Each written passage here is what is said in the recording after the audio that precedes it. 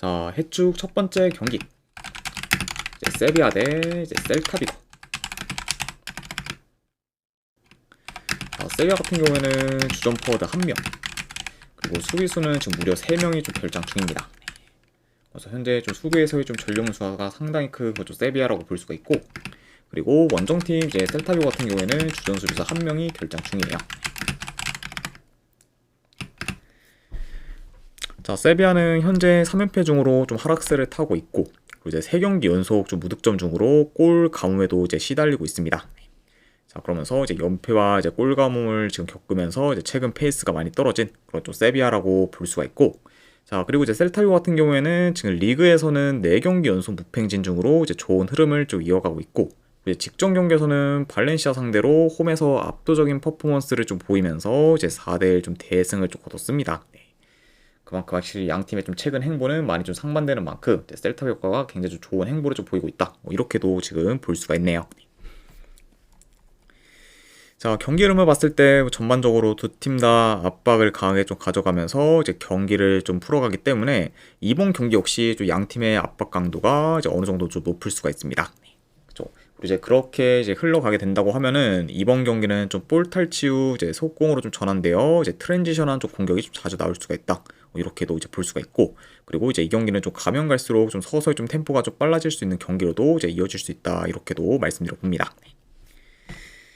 자, 물론 이제 세비야가 지금 득점기에는 곧잘 창출하고 있긴 하지만 그게 효율적인 득점기회로는 잘 이어지지 않고 있고, 그리고 지금 골 결정력도 좀 많이 좀 떨어지다 보니까 계속해서 이제 무득점을 좀 기록하고 있어요.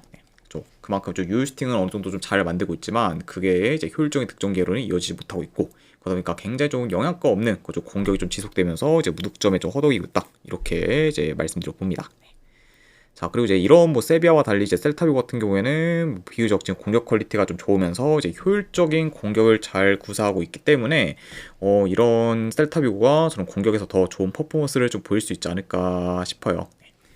게다가 이제 아무래도 지금 공격 효율성에 있어서도 셀타비고가 더 좋고, 그리고 이제 세비야 같은 경우에는 지금 수비진에서의 좀 전력 누수가 좀 상당히 좀 크기 때문에 그 부분 역시 좀 이제 실점 위험이 좀 클 수 있는 요인으로 좀 작용할 수 있다 보니까 요런 전체적인 면을 다 고려한다고 하면은 확실히 좀 이제 셀타비고가 공격에서 더 좀 두각을 나타내는 경기로 이어지지 않을까도 이제 예상해 봅니다.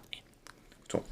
물론 뭐 이제 세비야가 지금 뭐 3경기 연속 이제 무득점에 좀 그치고 있긴 하지만 아무래도 이제 그래도 이제 공격적인 내용을 봤을 때는 뭐 이번 경기에서는 그런 무득점 행진을 이제 끊기는 적합하다고는 보여집니다. 다만 이제 세비야가 좀 무득점 행진을 좀 끊는다고 해도 활용면에서는 셀타비고가 더 앞설 수 있기 때문에 이제 그 부분 또한 이제 말씀드려 봐요. 아무튼 약간 이런 요소들을 다 이제 종합해서 고려했을 때 저는 그래도 승패를 본다고 하면은 셀타비고 사이드를 보는 게 더 낫지 않을까 좀 생각을 합니다. 아무튼 요 경기는 저는 승패를 본다고 하면은 셀타비고 승패 보는 경기로 가져가도록 하고, 그리고 언오바는 본다고 하면은 이거는 오바 보도록 할게요. 셀타비고 승에 오바로 접근하도록 하겠습니다.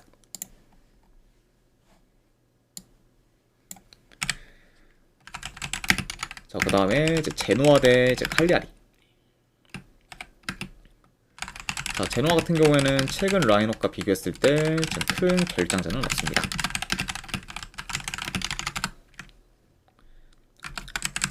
자, 그리고 이제 칼리아리 같은 경우에는 현재 주전 미드필더 2명이 결장 중이에요. 그래서 이제 비교적 좀 미들진에서의 좀 전력 누수가 큰 그런 상태라고도 볼 수가 있습니다. 자, 우선 제노아 같은 경우에는 최근 5경기 연속 승이 없는 상태로 이제 흐름이 좀 안 좋긴 하지만 그래도 이제 직전 경기 AC 밀란 상대로 원정에서 무승부를 좀 거두면서 이제 기대 이상의 좀 결과를 좀 만들었습니다.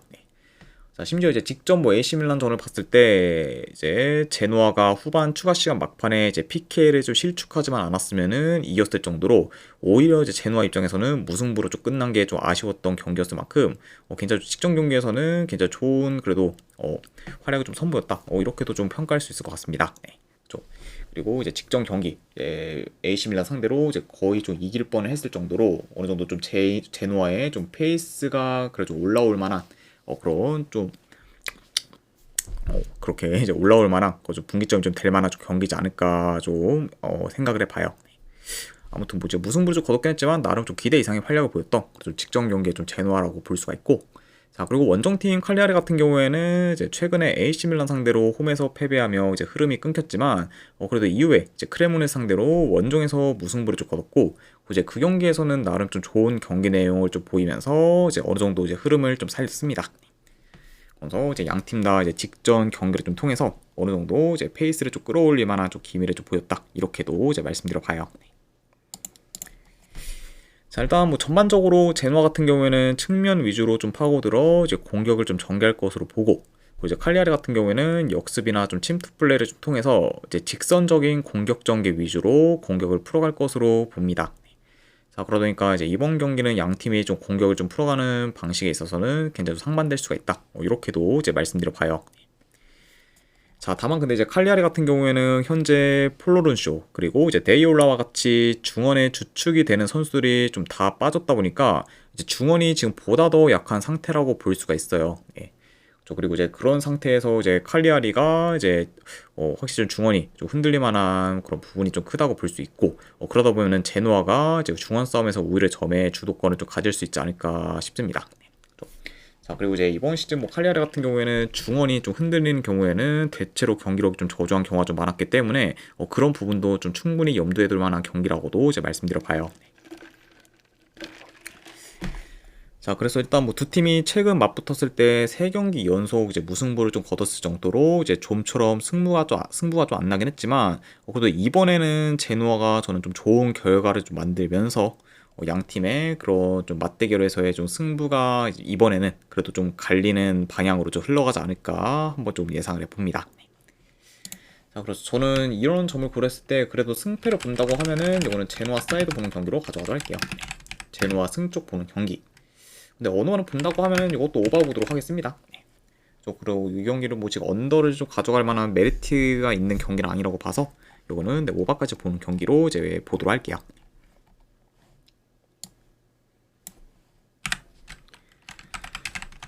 자, 그 다음에 이제 유벤투스 대 이제 크레모네세. 자, 일단 유벤투스 같은 경우에는 이제 블라우비치, 그리고 폰세이상, 그리고 까티 등이 좀 결장 중입니다. 그래서 어느 정도 좀 공격 쪽에서의 좀 전력 누수가 큰 그죠 유벤투스라고 볼 수가 있고, 그리고 이제 크레모네세 같은 경우에는 주전 미드필더 한 명이 결장 중이에요.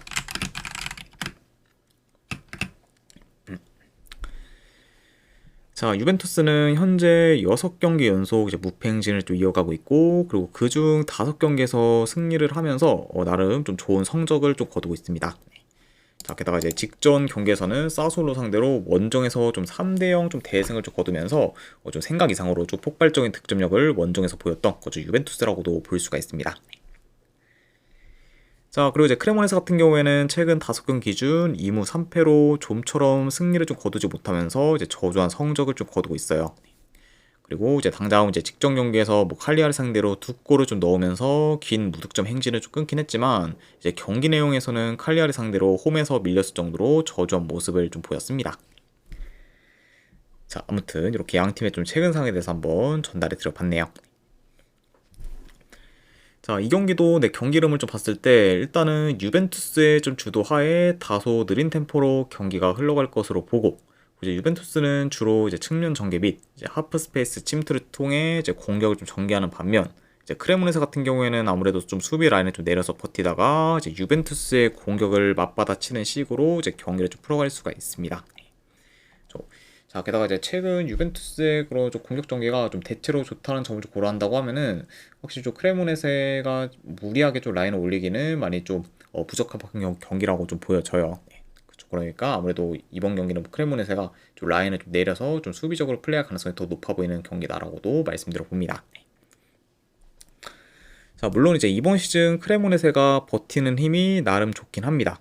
자 그래도 현재 좀 공격 사이클이 좀 올라온 유벤투스의 공세를 이제 막아내기는 다소 좀 버거울 것으로 좀 보여지고, 전반적인 뭐 전력, 흐름, 뭐 이제 경기력, 이제 공수 밸런스 등 전부 주 유벤투스가 좀 우세하기 때문에 저는 그래도 이런 유벤투스가 홈에서는 무난히 좀 좋은 결과를 좀 만들어서 이제 계속해서 1위 경쟁을 좀 이어가지 않을까 싶습니다. 그래서 저는 그래도 승패로 본다고 하면은 이거는 유벤투스 사이드 보는 경기로 가져가도록 하고, 그리고 이거는 네일랜드 기준 마인슨까지도 보는 경기. 네, 언업은 네, 패스하도록 하겠습니다. 네, 그래서 유벤투스 승에 마인 승까지만 보도록 할게요.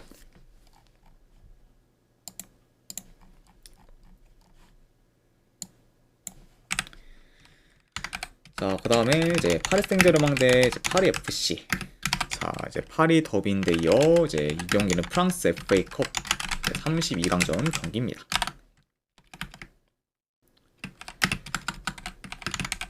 자, 일단 파리 생제르맹 같은 경우에는 이강인 선수를 좀 비롯해 현재 은바에 그리고 이제 하키미, 이제 리카 이르난데스 등이 이제 결장 중입니다. 자, 그리고 이제 파리 FC 같은 경우에는 현재 이제 케발, 그리고 시몬, 그리고 이제 프라스토, 그리고 웨스멜로 등이 좀 결장 중이에요. 일단 양 팀 다 어느 정도 이제 주축 선수들의 좀 결장이 많고, 그리고 특히 좀 파리 FC 같은 경우에는 이제 공격진에서의 좀 전력 누수가 지금 상당히 좀 크다고도 볼 수가 있습니다. 아무래도 그 중에서 이제 대부분 좀 국대 차출로 인해서 이제 좀 결장이기 때문에 그런 부분 좀 파리 FC한테 있어서는 좀 타격이 크다고도 볼 수가 있네요. 자, 파리 생제르맹 같은 경우에는 현재 5연승 중으로 좋은 흐름을 이어가고 있고, 이제 직전 슈퍼컵 결승전에서는 이제 마르세유 상대로 승부차기 끝에 승리를 좀 거두면서 이제 우승을 좀 차지했습니다. 그래서 이제 최근 이제 파리 생제르맹 같은 경우에는 이제 인터컨티넨탈컵 이제 우승에 이어 이제 슈퍼컵 우승까지 좀 차지하면서 이제 벌써부터 이제 2관왕을 좀 기록하게 되었습니다.